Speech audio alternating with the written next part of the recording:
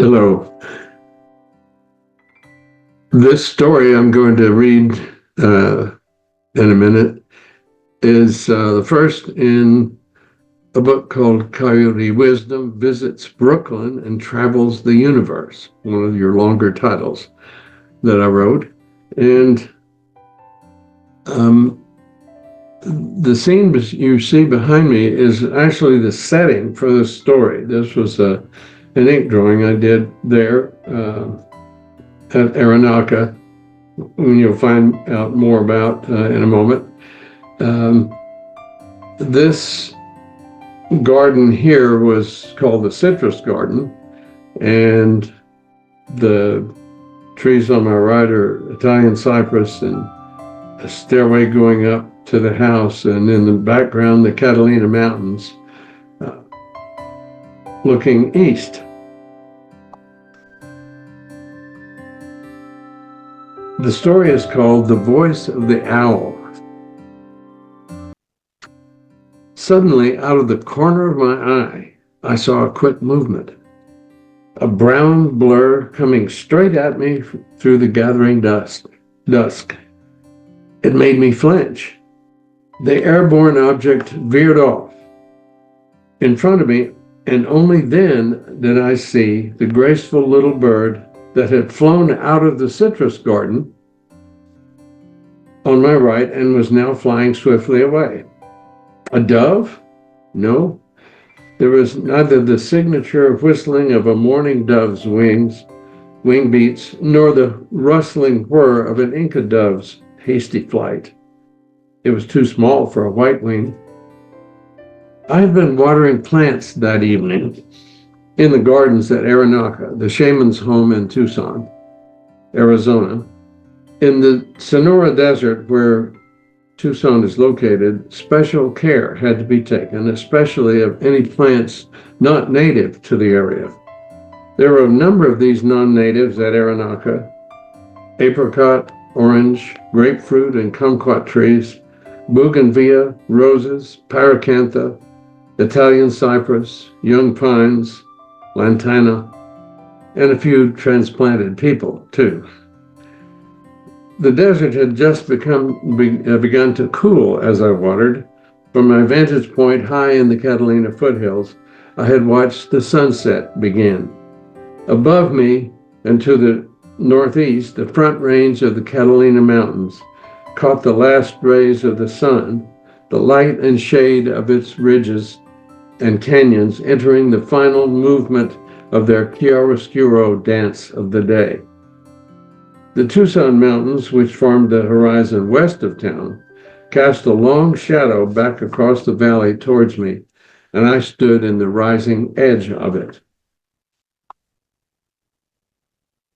Clad in shorts and work boots, watering hose in hand, I had been enjoying the fullness of life, resting in the activity of showering refreshment on the bougainvillea and lantana in the Palm Terrace garden.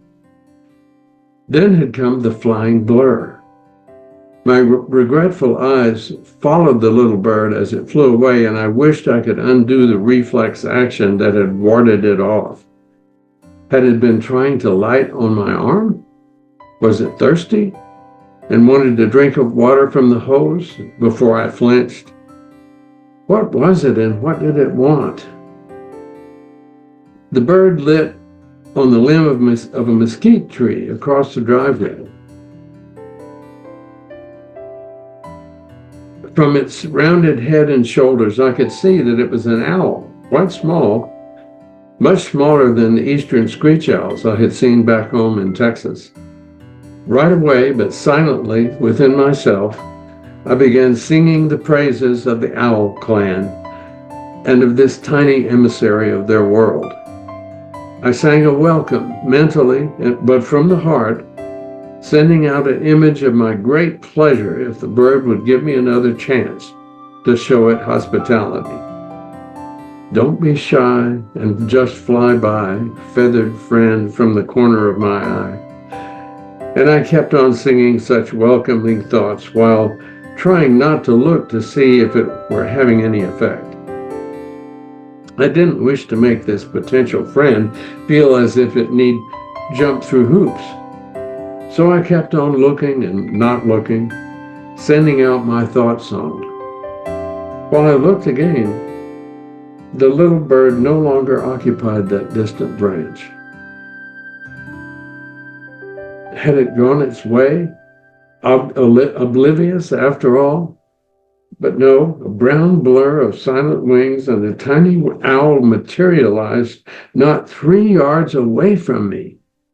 It perched on the stone wall bordering the lantana bed, not looking at me, but focusing on my water playing over the plant's fragrant leaves. Maybe the bird did want to drink. Then it was gone again, almost before I had time to wonder if it were truly noticing me at all. I watched the owl, quick as a wink, catch a grasshopper in mid-flight and land with it in its tiny grasp on the nearby concrete on the nearby concrete garage apron. It seemed to be inspecting its catch. Whoops! The little still lively grasshopper made good its mindless escape, leaving the little bird sitting on the concrete, looking forlorn and a little foolish. The owl vanished again and in a moment was back beside me, watching the play of the water as if nothing had happened.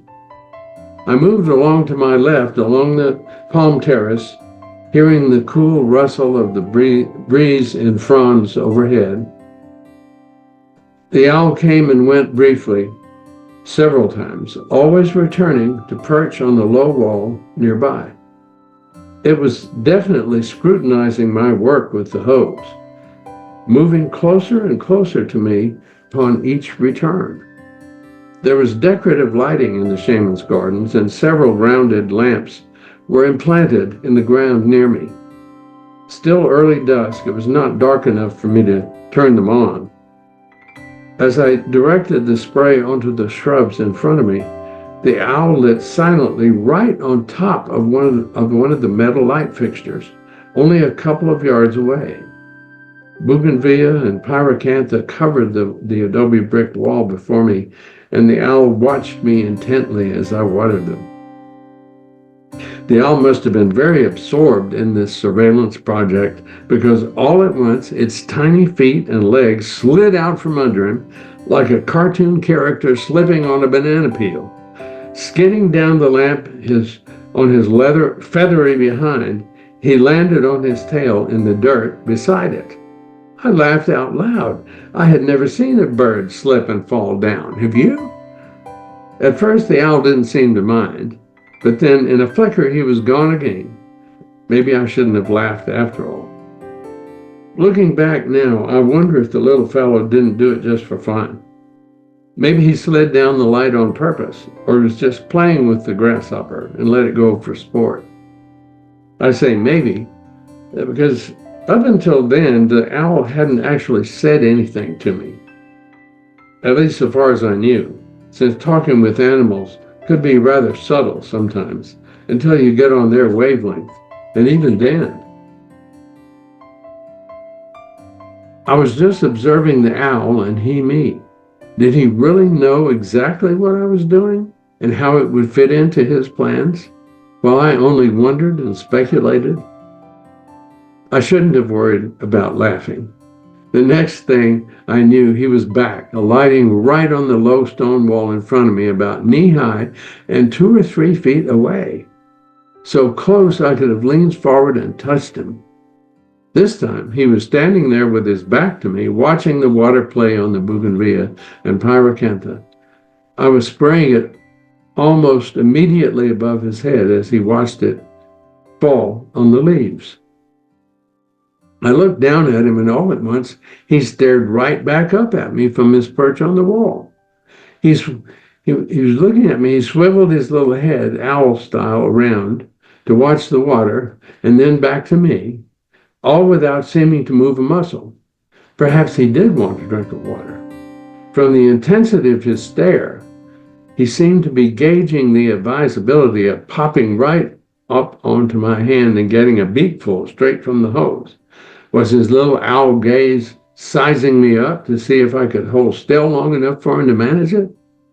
That might be tricky. I was a proven flincher. He didn't leave me guessing much longer. "Hey, yo!" came a small voice. I looked down and saw the owl watching me intently. "Hey, yo!" This owl is from Philadelphia? I asked myself. "Yo, forget about it," I said. It said. Or maybe from Brooklyn, I thought. "Forget about it, you know what I'm saying? You want to give me a hand over here or what?" Definitely Brooklyn, I decided. The tiny brown head swiveled to peer at the shrubbery, the water, and then back to me, expectantly.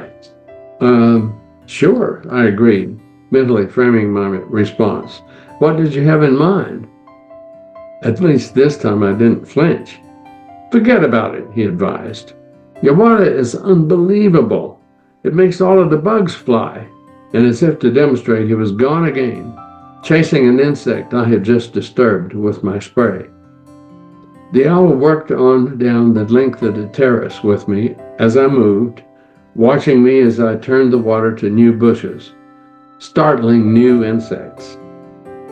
I didn't always see the bugs fly, but for as long as I was in the garden that evening, the bird kept disappearing. From here and there in the air around or behind me, it would come excited cries of, "Forget about it, this is unbelievable. You know what I'm saying? Go on, unbelievable." I did not think to ask him if he was just having fun or if he was really hunting dinner. Chances are he would not have understood the distinction. With him, it seemed to be neither this way nor that way, but everything all at once. Then I noticed dusk was well advanced. The little owl might have wanted to be off to more fruitful hunting grounds, so I sent him a feeling image. "It's getting dark and the watering is finished. I should go inside. But it has been delightful having this time with you." "Hey, no problem," was the last thing I heard him say. Later that night, I was feeling rather pleased with myself that I had this amazing new rapport with wild birds. What could be wilder and shyer than an owl, I thought. My attitude must have become really harmless if a little owl trusts me. Move over, St. Francis. I decided to look up in one of my bird books exactly what kind of owl it was. In my Peterson's Field Guide to the Western Birds, I found what I wanted. I identified it from the pictures, deciding that the saw-whet owl looked about right and was small enough. In the text, after the scientific names and size, it said, standing 7 to 8 and 1/2 inches tall, I read. A very small, ridiculously tame little owl. I was stunned. So much for my great prowess in being an animal friend. Ridiculously tame little owl indeed. I felt like the hospital attendant in Harvey when he looked up the dictionary definition of a puka, the Irish name for the giant rabbit in the movie. All at once he found the text speaking to him directly, saying, "And how are you this evening, Mr. Jones?" It didn't take away from my enjoyment of that evening, though. I would never forget it. The little Arizona native had made this immigrant feel right at home. And anyway, Mr. Peterson's field guide never mentioned what a great communicator was the saw-whet owl. Someone once asked me, is there a moral to this story? Perhaps it's this. What I saw definitely whetted my appetite, but not just for conversations with owls, enjoyable as they are. It was a taste of something more fundamental. There is not the all in an owl and a gardener besides. There is only one, inseparable, so the veils between us are thin. Why wouldn't there be a rapport between me and an owl? One other thing, forgive me, but I did exaggerate slightly just to get your attention. The owl was not really from Brooklyn. He didn't have that kind of an accent at all. Actually, the voice of the owl, unheard yet heard, shared more in common with other music I have known. The gurgle of a rain-fresh creek at Enchanted Rock in the Texas Hill Country, the whistling whisper of wind in the pine trees at Aranaka, the silent choral symphony of a wild Sonora desert canyon at dusk, and most of all, a word full of meaning. Such a voice coming to impinge upon my awareness was like the gigantic presence of the unknown, the source of all that is. And when heard, was it still unknown? The voice of the owl was more like that. Thanks for listening.